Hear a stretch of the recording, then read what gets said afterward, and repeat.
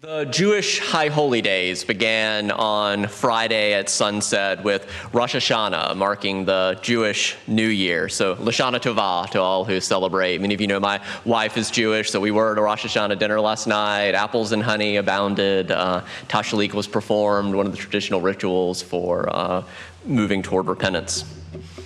The High Holy Days continue for 10 days in the Jewish tradition. That 10-day period is known as the Days of Awe or the Days of Repentance.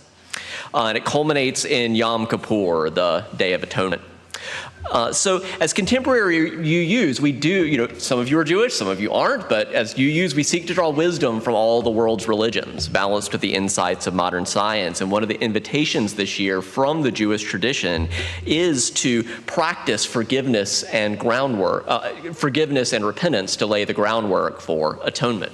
And that word atonement's kind of a heavy word. I think that one of the easiest ways to remember what it is at minimum is just at-one-ment, if you break it into its syllabic parts.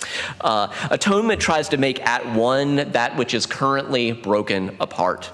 In the Buddhist tradition, we might call this restoring right relationship. From paganism, we're only a few days away, as C. Raven mentioned, from fall equinox. This time of leaves falling is also an auspicious time to think, what do I need to let go of that I've been holding on to? That can include grievances and wrongs and harms that it's just no longer serving you to hold on to them. That being said, we tend to think of forgiveness and repair and repentance as something that can happen anytime, anywhere, and it can. But I think it's also interesting to note that ancient Judaism included this whole system of when and where, like time and place were all really important. And it had these specific times when the highest levels of reconciliation can happen. And Yom Kippur was this special time in which the highest levels of atonement, at-one-ment, they could happen, but only at one place, the Holy of Holies in the center of the temple, and only one dude, the high priest, and only, one time and one place and one person kind of culminated in this singular annual event on Yom Kippur. So ultimately, I do think there's great value in forgiveness being able to happen anytime, anywhere, by anyone. But I can also see the value in being part of a tradition that has this annual time when you're reminded, hey, is there anybody you need to forgive? Hey, is there anybody you need to ask forgiveness of? Is there repentance and repair that needs to happen in your life to move potentially toward right relationship? And to that end, I was interested to see that a book titled On Repentance and Repair, Making Amends in an Unapologetic World. Right? We have a lot of people these days, particularly major figures, who are just really unapologetic, about things. So this has actually been chosen as this year's UU Common Read. So there's a committee that gets together and said, if we could only ask all UUs to read just one book, what would it be? And they chose, for better or worse, this book's, it's pretty good, but it wouldn't crack my top 10 list of the #1 books to read. But there's really good stuff in here. I mean, to be really honest, it needed about 2 more edits to get shorter and less repetitive. There's really, really good stuff in here, though. So if this book does leave you curious, I do think this book is a really good resource. And it's written by Rabbi Danya Ruttenberg, and it's published by our own Beacon Press, owned by the Unitarian Universalist Association, which, by the way, I mean, you could do a lot worse than just reading books by Beacon Press. Like, they're just really an excellent publishing house. So this book started with a tweet that went viral. The tweet said, I want to distinguish between atonement, forgiveness, and repentance, which are 3 very distinct concepts in Judaism. The critical one, she writes, in my view, is repentance, and that requires real work from the person who has done harm. For our purposes, I want to get less into the technical definitions of these words in the Jewish tradition and more emphasize what the rabbi here is saying of what it means to focus on the repair work of the person who has done harm. As someone raised not Jewish but Southern Baptist, there are deep roots here that some of you familiar with the Christian tradition will be familiar with or may can identify with. Come back with me very briefly to 1517 when a young audacious monk named Martin Luther felt compelled to post 95 theses on the church door in Wittenberg, Germany. At that time, there was a deep corruption in the Catholic Church, and in one famous phrase, Christians were told it wasn't in English. This is kind of changing things to make it rhyme in English, but they said, when the coin in the coffer rings, the soul from purgatory springs. Right? So when you drop your money in the offering plate, right, you can buy, either for yourself or other people, less time in purgatory. So said more concisely, the church was selling forgiveness, right?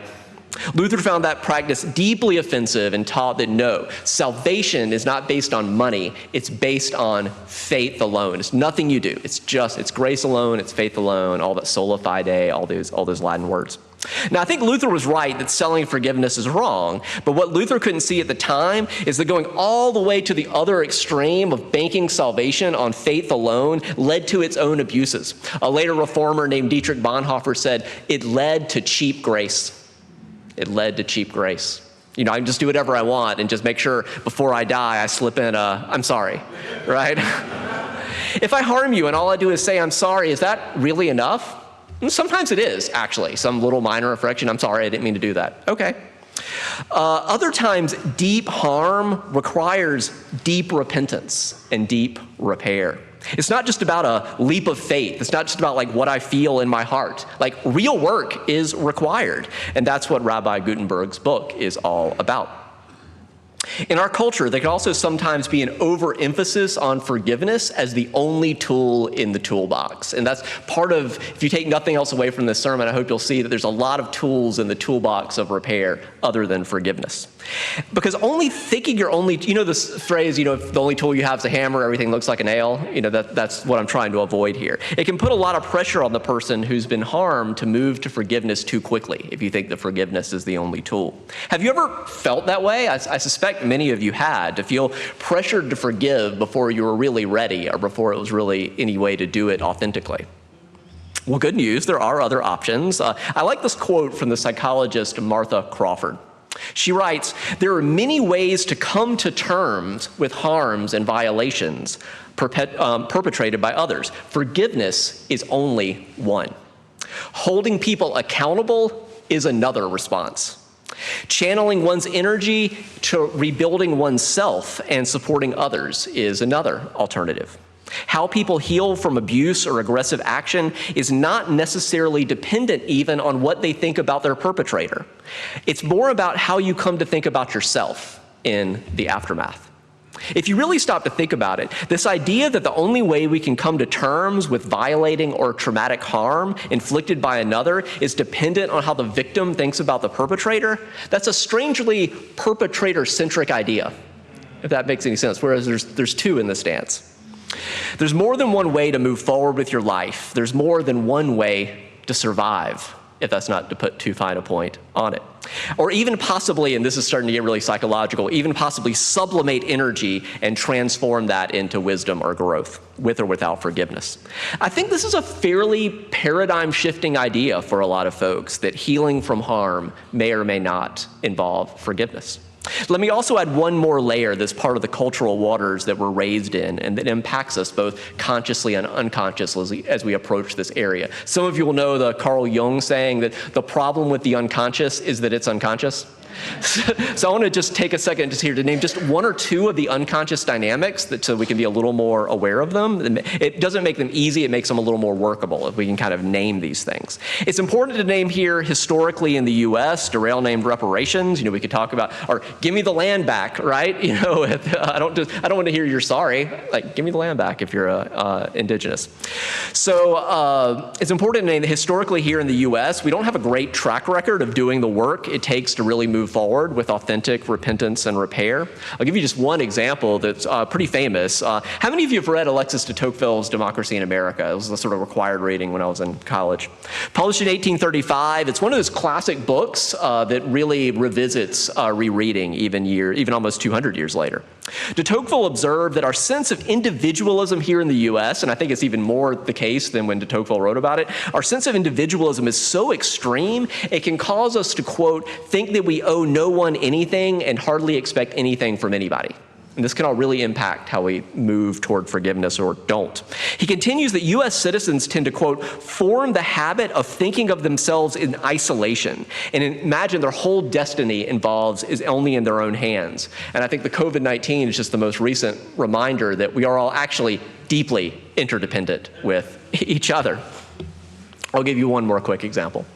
In Observing Our Culture, the international law scholar Louis Hinken notes that we tend to focus on our rights, what my rights are, how maybe you violated my rights, whatever, your rights. We focus on these rights of the individual rather than our obligations to one another. And that deeply influences our inability to sort of create a beloved community in this society.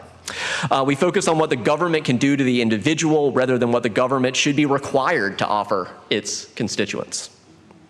This insight can also powerfully, again, impact how do we move toward building beloved community. So keeping just a few of these background influences in mind, since we are in the Jewish High Holy Days, let's move a bit deeper into the wisdom of the Jewish tradition and how that could be helpful for our relationship to forgiveness and atonement and repentance and repair. The figure that Rabbi Ruttenberg points to more than any other is Moses Maimonides. It's a 12th century Jewish philosopher. So deeply immersed in the Torah, the Talmud, the Mishnah, these Jewish writings, he emphasized, way back in the 12th century that saying sorry is often not enough, that one is not entitled to forgiveness even if you have put in the work of repair. And I think it's also important to realize that sometimes harm happens despite our best intentions. The classic example here is even if I don't intend to step on your foot, if I do step on your foot still hurts, whether or not I meant to. So another thing to kind of keep in mind here is that intent doesn't equal impact, right? You don't have to, it's worse if you have malicious intent, if you intend to stomp on somebody's foot, but sometimes we have to deal with impact despite our best intentions. And let me also name here at the top, it's important to be honest, sometimes harm simply can't be repaired. It just can't be. It's hard to hear. Still, if we want to make our best efforts, where do we begin? Well, Maimonides I'm going to take you quickly through 5 steps. He said if you really want to try to do this, the first step is naming and owning the harm and checking in with the other person that you really understand what the harm is. Until we acknowledge it, you can't move on. The second is starting to change. That means a lot more than merely making amends. It means substantive, measurable action that decrease the likelihood of repeating deep harm. Third is restitution and accepting consequences. This is where our UU 8th principle includes that key word accountability, right? And that's where the biggest change that we're trying to make in our racial justice work as Unitarian Universalists is previously in the past, we often say, we need to do something about becoming more multicultural. So we read a book and then go back to how we were doing things. You can go to frederickuu.org/widening to read our ongoing plan. But the key thing there is, what are the ongoing things we're committed to doing year after year after year? Not read a book and go back. What are the ongoing changes we're going to make? It's only at step 4 that we get to apology. Right, a lot of people want to skip straight there, just skip to the apology without taking accountability. The 5th and final step is making different choices. This is where, as the saying goes, the proof is in the pudding, right? Actually living this out to cause less harm. So there's a lot I appreciate about Maimonides' 5 steps, but I also want to share with you the process I've found that's been the most helpful for me and sometimes working with small groups to do restorative justice processes, and that comes out of the relationship therapy of John and Julia Gottman. They're really incredible. So this is a powerful process. I'm just going to summarize this. You can look at their work more deeply, but this is another 5-step process. So they say begin by sharing your feelings, because often what happens, how do people want to resolve conflicts? They want to shout recriminations at one another, right? Don't start there, right? Start with your feelings, just saying, as I think about what's happened between us, I'm so sad. I'm just so sad. Or I'm furious. I'm just so angry about this. Or I feel deep, deep guilt. Just start to move out of your head and into your heart. Just name the feelings. Not why you felt that way, not what the feelings, not guessing, but just saying, what did I feel when this happened? Then you move into the data. The key here is we're not looking for judgments. We're just looking to Maimonides is like name the situation. Just the facts, ma'am. Some of you, that's a really old reference, right, Dragnet? We're looking for just the facts. Briefly describe your perceptions of the data, just to kind of get that out on the table. And this third one, for those of you who know Joseph Campbell, this is where we're going to dip below the horizon into the unconscious before we come back up. We're going to dip into the shadow. And so you know that a shadow's been triggered when you have this exaggerated response to something, even more, because it's about not just what happened, it's about all the other times something like this has happened. So you invite, if either party had really big emotions around, what is it that escalated this interaction for you, the particular word or phrase or action that was really triggering for you. And then go deeper if people are comfortable, asking something like, if you kind of rewind the video of this conflict in your mind, can you think of a similar event that happened in the past, maybe even in your early childhood? And if people are willing to share that, it can create deep vulnerability, deep intimacy, and really help people understand each other and understand why this conflict happened at such a large scale in the first place. The next step is accountability. Each person is given a chance. What do you regret about this? What caused it, maybe what, because sometimes somebody does something and then the other person responds, does something even worse to out of their woundedness or whatever.